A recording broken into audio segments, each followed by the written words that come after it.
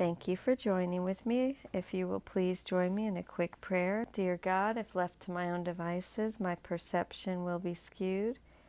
I surrender to you everything that I think and feel. God, please take my past, plan my future.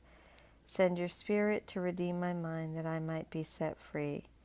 May I be your channel, God, and serve the world. May I become who you would have me be. Do what you would have me do, go where you would have me go, and say what you would have me say, and to whom.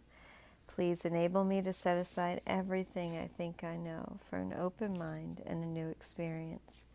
So tonight we are on, or today, the 19th? Yes, Day 40, Review, Chapter 2, the first half, Sections 1 through 7.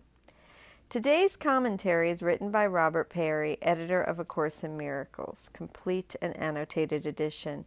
And I'm just going to read this as the review. It's much more concise and put together. So it's a good little review. So, overview. There are, of course, a huge number of themes interweaving throughout this chapter, but as I reviewed it, one theme stood out to me: harnessing the power of the mind. The first chapter was all about being a miracle worker. The second chapter seems to me to be primarily about how to cultivate the state of mind that makes it possible to be a miracle worker.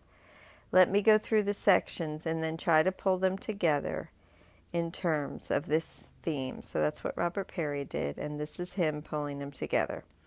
For part 1, the real meaning of possession is really about the undoing of the mental illness in us that seeks to satisfy our drive to be possessed in the healthy sense by God through possessing or being possessed by various things in the world: bodies, things, spirit, knowledge.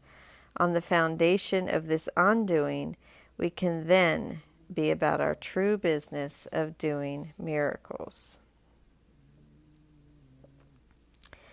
2. The cause of separation presents the Course's view of the separation, which is a correction for the traditional view of the fall. This section does not really feature the theme of harnessing the power of the mind. 3. The proper use of denial is about how we are not at the mercy of our own errors or the errors of others.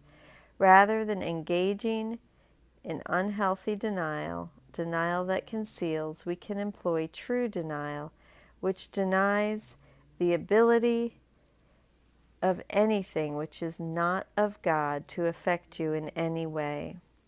This will enable us to be miracle workers.